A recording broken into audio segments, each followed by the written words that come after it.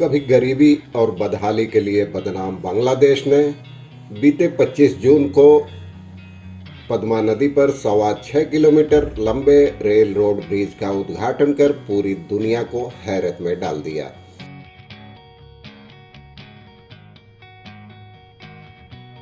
यह पुल या ब्रिज वास्तुकला का अद्भुत नमूना और बांग्लादेश का अब तक का सबसे बड़ा इंफ्रास्ट्रक्चर प्रोजेक्ट है।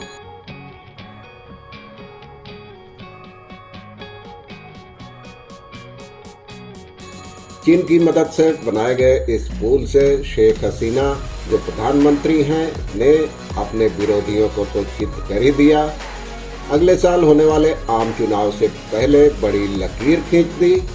यही नहीं, प्रधानमंत्री ने इस सफल परियोजना से अमेरिका को भी बड़ा संदेश दे दिया।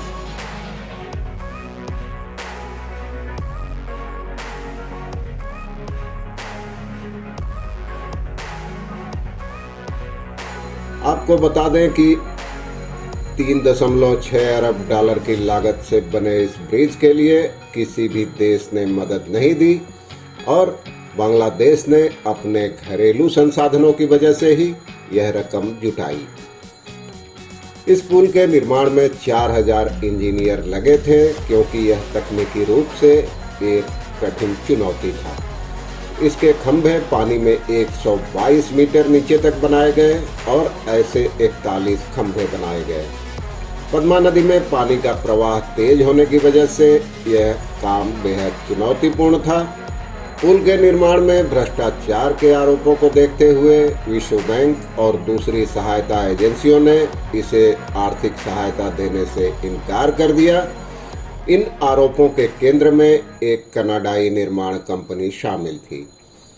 इस पुल ने राजधानी ढाका और देश के दूसरे सबसे बड़े समुद्री बंदरगाह मोंगला के बीच की दूरी को 100 किलोमीटर कम कर दिया है। यह पुल दक्षिण और दक्षिण पश्चिमी बांग्लादेश को 21 जिलों को जोड़ेगा। पुल का निर्माण एक चीनी कंपनी ने किया है। हालांकि यह चीन की बेल्ट एंड रोड परियोजना का हिस्सा नहीं है। बांग्लादेश में तैनात चीनी राजदूत ने इसे दोनों देशों के आपसी सहयोग के लिए मील का पत्थर बताया है।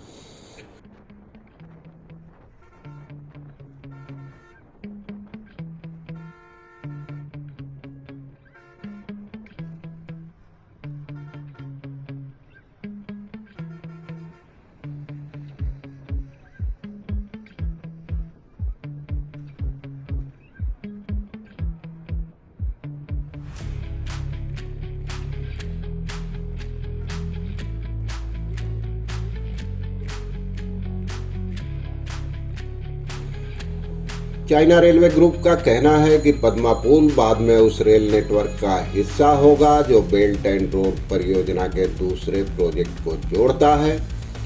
कंपनी के मुताबिक यह चीन और एशिया भर में फैले रेलवे नेटवर्क का अहम लिंक होगा। अर्थशास्त्रियों का कहना है कि पद्मा पुल बांग्लादेश की जीडीपी में सालाना 1.3% की वृद्धि करेगा।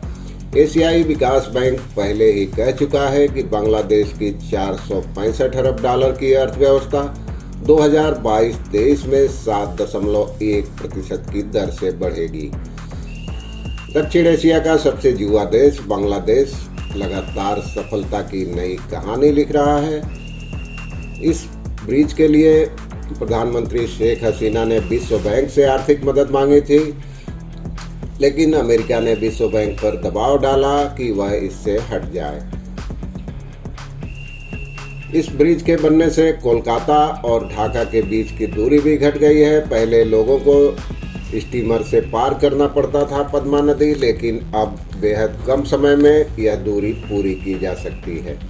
तो इस ब्रिज की मैं तस्वीरें आप देख ही रहे हैं, फोटो देख रहे हैं और आपको लगेगा कितना शानदार नमूना है। यह कुल लंबाई 10 किलोमीटर है, जिसमें नदी पर 6.25 किलोमीटर है।